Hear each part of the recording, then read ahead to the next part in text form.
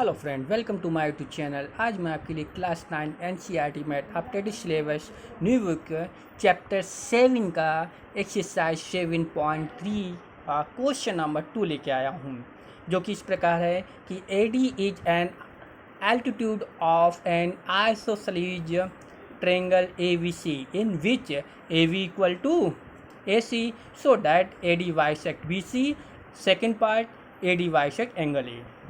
अब इसमें दिया गया है कि ए बी सी को एक आइसोसेलेस ट्रायंगल, और आइसोसेलेस ट्रायंगल की प्रॉपर्टी से जानते हो कि इसकी वाई टू साइड होती हैं A B equal to A सी। ये दोनों साइड क्या होती हैं? इक्वल होती हैं। जैसे ए बी है और ए सी, जो दोनों क्या है? इक्वल हैं। अच्छी तरह जानते हैं। प्रूव्ड करना है कि इसमें जो एल्टीट्यूड ए डी है वो ए डी बी सी को बाइसेक्ट करता है।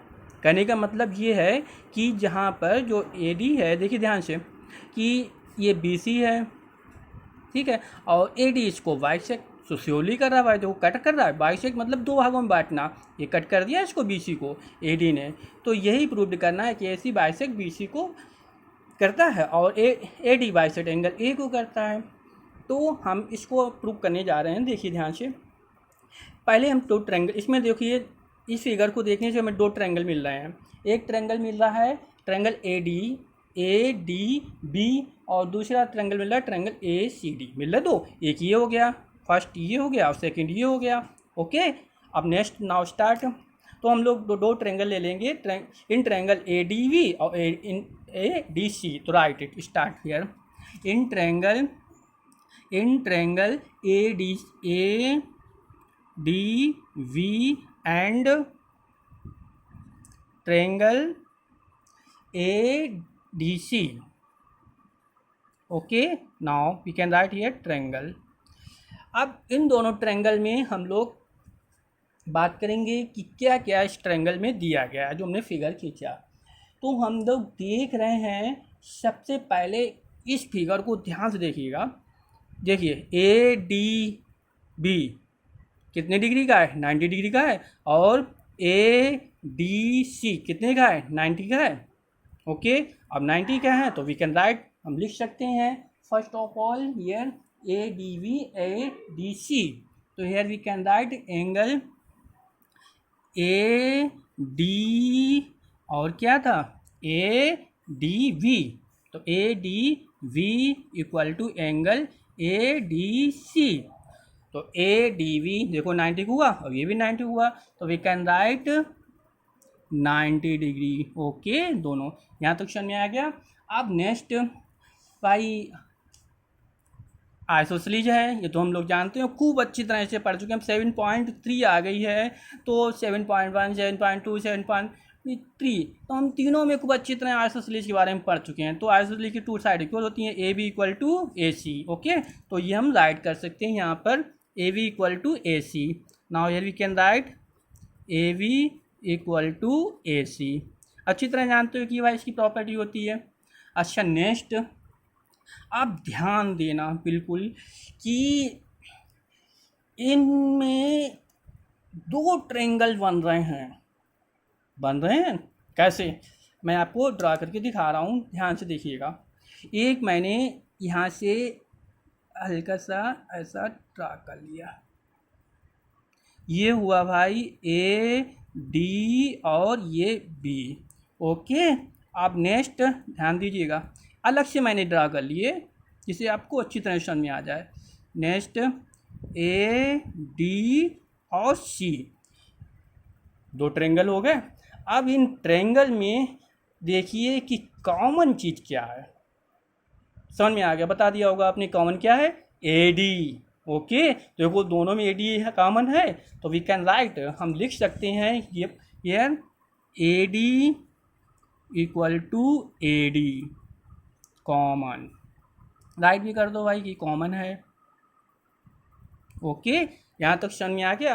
अब फिगर पर ध्यान से समझिएगा, देखो बहुत अच्छी तरह समझ में आएगा। ध्यान से समझना कि हमने लोगों ने अलग से दो बना लिए, और देखिए दोनों भाई राइट एंगल 90 डिग्री के हैं।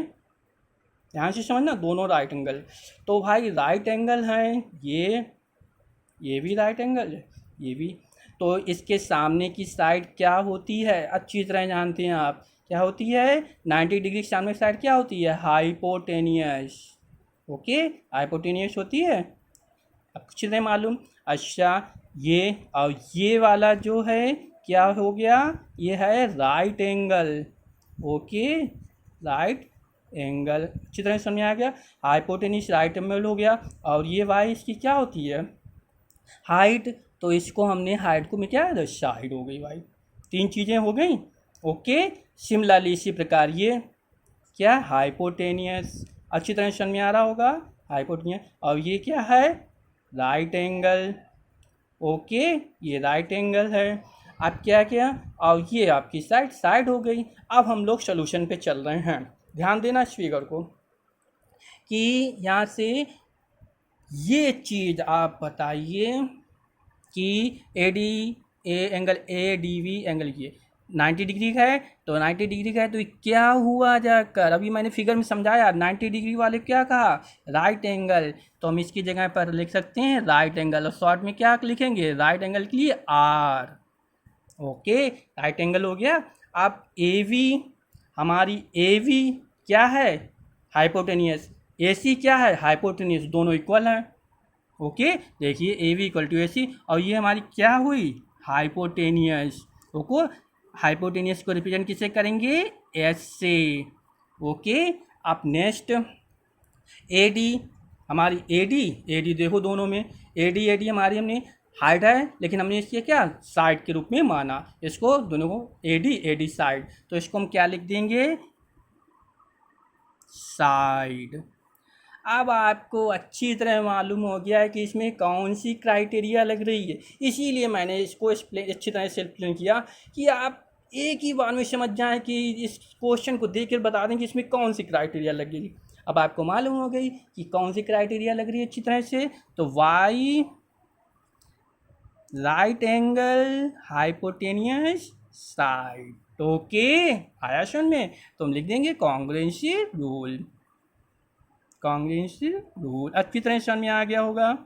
तो ये तो हमने इसकी क्राइटेरिया बता दी कि कॉन्ग्रुएंसी, तो हम लिख सकते हैं कि भाई ये ट्रेंगल, ये एंगल दोनों क्या हो गए? कॉन्ग्रुएंट। जब क्राइटेरिया लग जाए तो समझ लो कॉन्ग्रुएंस हो गए दोनों ट्रेंगल। ओके, तो कॉन्ग्रुएंस हो गए तो हम राइट कर सकते हैं भाई।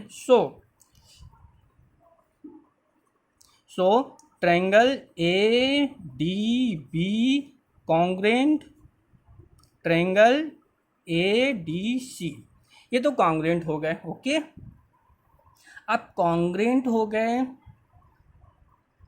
तो इसमें से अगर अब कॉन्ग्रुएंट है तो ध्यान रखना, इसमें हम जब कॉन्ग्रुएंट हो जाते हैं तो कॉन्ग्रुएंसी रूल लगाती हैं। तो अच्छी तरह मैंने आपको समझाया था कि when two triangle are congruent, जब दो ट्रायंगल कॉन्ग्रुएंट होते हैं तो उसके करस्पॉन्डिंग पार्ट इक्वल होती हैं, चाहे वो एंगल हो या चाहे साइड हो। ओके, अगर देखो एंगल ए, देखो एंगल इक्वल ए इक्वल है तो क्या बचेगा? आप बी डी बचा, और वाई करस्पॉन्डिंग पार्ट जो भी बचता है वो इक्वल होता है। अब इसमें क्या बचा? एंगल ए है तो सी डी, यानी कि डी सी।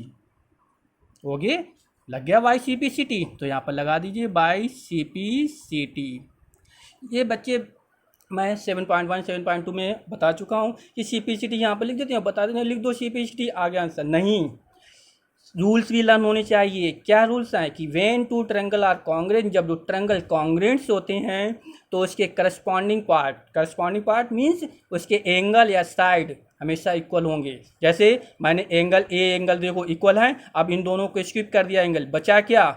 बी डी और सी डी, यानी कि डी सी।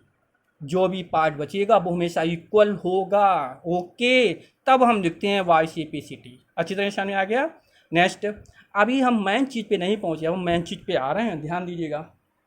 वो कह रहे हैं कि फर्स्ट पार्ट में A D bisect B C, ये ध्यान रखिए, जब A D bisect B C है तो ए डी जब बी सी को बाइसेक्ट करे तो समझ लो कि दो एंगल बनेंगे। ओके, ये नियम ध्यान रखिएगा, जब ए डी बी सी को बाइसेक्ट करे, ठीक है, तो समझ लीजिए कि दो एंगल बनेंगे और दोनों क्या होंगे?